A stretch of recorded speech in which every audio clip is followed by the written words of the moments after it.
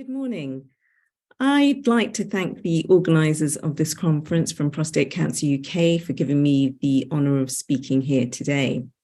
I'm going to speak to you about the cardiovascular care of prostate cancer patients and equality, inclusivity, and the holistic care of prostate cancer patients too. So, prostate cancer is the commonest cancer in men in the UK. It's the commonest cancer that we diagnose in primary care. There are more than 52,000 cases per year, which equates to a shocking 143 per day. Every 45 minutes, one man dies from prostate cancer, and 1 in 8 men will be diagnosed with prostate cancer in their lifetime. As treatments improve, around 475,000 men are living with and after prostate cancer in the UK today. And these statistics are from Prostate Cancer UK. So just to quickly run through the symptoms of prostate cancer, and the symptoms often reflect whether the cancer is localized within the prostate, in which case, the commonest things are lower urinary tract symptoms. Men will often complain of increasing frequency of having to pass urine, having to get up at night to pass urine, difficulties starting to urinate, and difficulty with flow. Erectile dysfunction can be one of the first signs of prostate cancer. And once the tumor invades the wall of the prostate and starts to spread into surrounding tissues, men can present with hip pain, back pain, and more non-specifically fatigue. The PSA blood test is the test that we use currently here to test men for prostate cancer. A negative PSA blood test is quite useful. Most of the time it means you don't have prostate cancer, although it's not 100% sensitive and specific. A raised PSA only means that you need to go on to have further tests to see if you have cancer, because sometimes you can have a raised PSA due to many things, including an enlarged prostate, an inflammatory or infective state of the prostate, a urine infection, or recent exercise. So when we're looking after the patients, it's really important to design systems and have processes in place to promote equality, inclusivity, and the holistic care of the patient. And I'm going to outline each one in turn. So achieving equality in prostate cancer, what does this mean? Well, let me tell you what it doesn't mean. It doesn't mean that we treat everyone the same. Of course we do. But it means that we need to put into place interventions to help those who need a little bit more help in getting the same level of care. And addressing disparities in access to healthcare, resources, and support services among different populations is key to achieving equity for all. Local services need to identify and address barriers to care, such as language barriers, lack of transportation, lack of education around the disease, and for disabled patients, patients who are deaf, having people in who can perform sign language, so on and so forth. Underserved communities need extra resources to provide targeted education, and all of these extra measures for certain pockets of the population will help to improve outcomes and reduce disparities. Inclusivity. Inclusivity in prostate cancer refers to ensuring that all individuals, regardless of their race, ethnicity, sexual orientation, or gender identity, have equal access to information, screening, diagnosis, treatment, and support related to prostate cancer. On a more simplistic level, it means creating an inclusive and welcoming environment for all individuals, including those who may have been marginalized or traditionally underrepresented in healthcare settings, such as those from ethnic minorities, from the gay, lesbian, transgender communities, those who are elderly, who are deaf, who are disabled. It's really key in improving outcomes to make sure that services are accessible to all. And this is an inclusivity map, which helps us to think about these things when approaching these patients. Socioeconomic status is still the biggest determinant of health, more so than a lot of our treatments.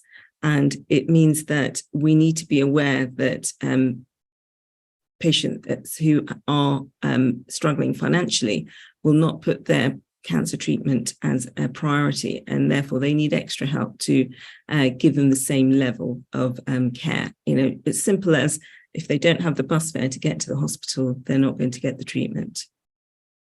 Holistic care. So holistic care is slightly different to inclusivity and equality.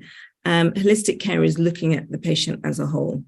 As a healthcare professional, I'm always focused on medical treatments, but one has to be cognizant of the fact that financial support is important. If a self-employed business owner has a diagnosis of cancer, it may mean that he or she is not able to support their family, pay the mortgage because they're not working, because they're on treatment. And so this has to be a factor when dealing with patients. Complementary therapies may be very beneficial. Nutritional counseling is key because, the healthier patients are, the better their outcomes. Exercise therapy is increasingly becoming a key component of cancer therapy, and certainly in Somerset, there's a fantastic new initiative called Prehab for Cancer, which actually trains patients before they start their targeted treatments, chemotherapy, radiotherapy, or surgery, to get them in peak optimal fitness prior to their treatments. Patients often require emotional support from specialist nurses and charities, and signposting them to psychological services also is key in holistic care. So spiritual care is also a part of a cancer patient's journey. And for those who believe in higher forces, whether it's the power of the universe or a specific religion, this can be very comforting in a time of extreme stress. So in summary, the goal of holistic care in prostate cancer is to improve the quality of life of patients by addressing all aspects of their health and well-being, and not just their cancer. And increasingly, services need to be designed so that we can approach the patient as a whole, so they have a more comprehensive and personalized care that helps them to maintain their physical and emotional health throughout their cancer journey. So cardio-oncology, this is what I do for most of the week. Cardio-oncology is a new discipline in cardiology and oncology, which is dedicated to the care of the cancer patient's hearts before, during, and after treatment. Cardio-oncology strives to provide specialized care to prostate cancer patients who may be at risk for developing cardiovascular complications due to cancer treatment. It's a little known fact that a lot of prostate cancer treatments, particularly hormone treatments, can increase patients' risks for cardiovascular disease and mortality. Prostate cancer and cardiovascular disease are both common in older men. And whilst the treatment for prostate cancer can be life-saving, it can also increase their risk of cardiovascular disease. And therefore, it's important to be cognizant of cardiovascular care in prostate cancer management. And certainly the International Cardio-Oncology Society believe that optimizing cardiovascular risk factors in prostate cancer patients will improve outcomes. A key component of treating patients with this disease is the use of androgen deprivation therapy, ADT. It's a common treatment for advanced prostate cancer, but the treatment itself can cause metabolic changes that leave the patient at risk of an increase in high blood pressure, diabetes, and cardiovascular disease. So just to illustrate the point, let me go through an actual case of a patient that I saw. He's a 61-year-old gentleman with a newly diagnosed locally invasive prostate cancer, Gleason grade 8. His past medical history included hypertension for 5 years previously, which was treated with a drug called hydrochlorothiazide, He had a cholesterol of 5.3 millimoles per litre. He was a non-smoker and he was a reasonable weight with a BMI of 28. So when I put his risk into the cardiovascular risk calculator at the beginning, his risk came out at 13%. That's a 13% risk of a cardiovascular event, i.e. a heart attack or a stroke, in the next 10 years. I reviewed this patient again 6 months after Zoladex, which is a form of androgen deprivation therapy. The prostate cancer feeds on testosterone to grow. So if you chemically castrate the patient with an item such as Zoladex, the theory is the prostate cancer recedes, and it does. However, for this patient, after 6 months of Zoladex, which in real time is not very long, he had gained 5 kilograms in weight. His cholesterol had gone up by 1 millimole, and he had a new diagnosis of diabetes. Putting his risks into the calculator again, his risk had gone up from 13% of a heart attack or stroke to 24%, which I'm sure you'll agree is quite alarming. And that's just in 6 months. If we look at the FDA label for Zoladex, so FDA is the American Food and Drug Administration, who license medications in America. On the label itself, it says Zoladex gives you an increased risk of myocardial infarction, sudden cardiac death, and stroke. So the International Cardio-Oncology Society and the British Cardio-Oncology Society have all, a group of professionals of cardiologists and oncologists have all got together to design something called a baseline risk assessment, which was published as part of the European Society of Cardiology guidelines in 2022, giving advice to all healthcare professionals about how we can approach this risk and mitigate it to optimize the care of the patient. So all prostate cancer patients should undergo a thorough cardiovascular risk assessment before beginning their cancer treatment. And it can include things such as an ECG, an echocardiogram, or sometimes in very high-risk patients, a cardiac MRI to assess heart function. And certainly while patients are on androgen deprivation therapy, certain types of radiation therapy, or chemotherapy, they may require regular monitoring of heart function to detect any signs of cardiovascular toxicity. And this is often done with ECGs, echocardiograms, or cardiac biomarker tests such as the BNP and the troponin T.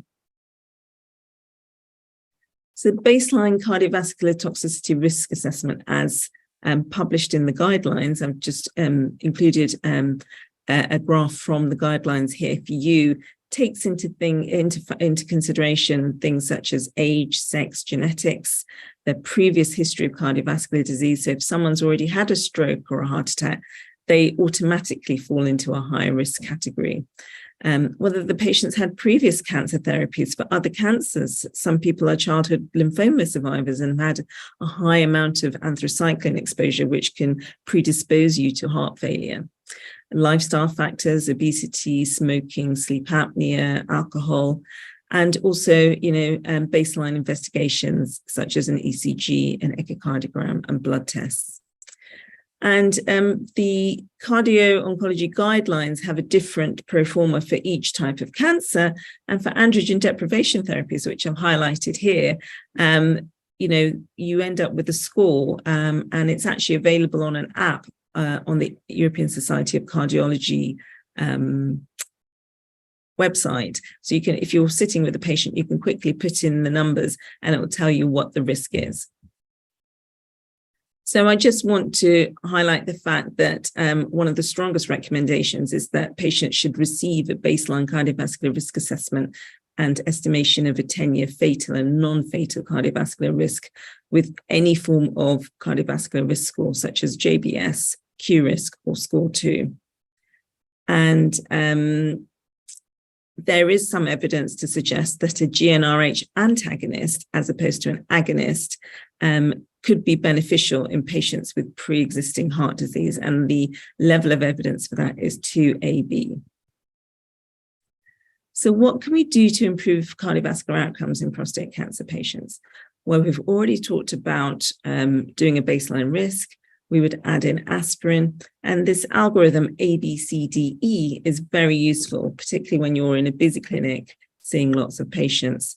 A is for awareness and aspirin. B is for checking their blood pressure. C is for cholesterol and encouraging reduction of smoking, if not cessation completely. D is for diet and monitoring for diabetes, and E is for exercise. For high-risk patients, a referral to a local cardiology service or ideally a cardio-oncology service is advised, and we would ask for the patient to have regular monitoring of their weight, blood pressure, glucose, HbA1c, cholesterol profile. For low and moderate risk patients, the same factors apply. However, these patients can be cared for in primary care. So I've included a graph also from the guidelines just to illustrate the range of treatments that patients may be given during prostate cancer regimens. And it's a very simple slide. The bigger the bullseye, the more cardiotoxic it is. So if you look at abiraterone, which is on the bottom line, which is an androgen metabolism inhibitor, you can see it causes hypertension, diabetes, heart failure, ischemic heart disease in the form of myocardial infarctions, and also atrial fibrillation. So, when a patient is prescribed their treatment, the aim of cardio-oncology is for that patient to have the best treatment for their cancer, but to act like a shield around their heart, to try and do some cardioprotection to enable them to live a healthy and happy life.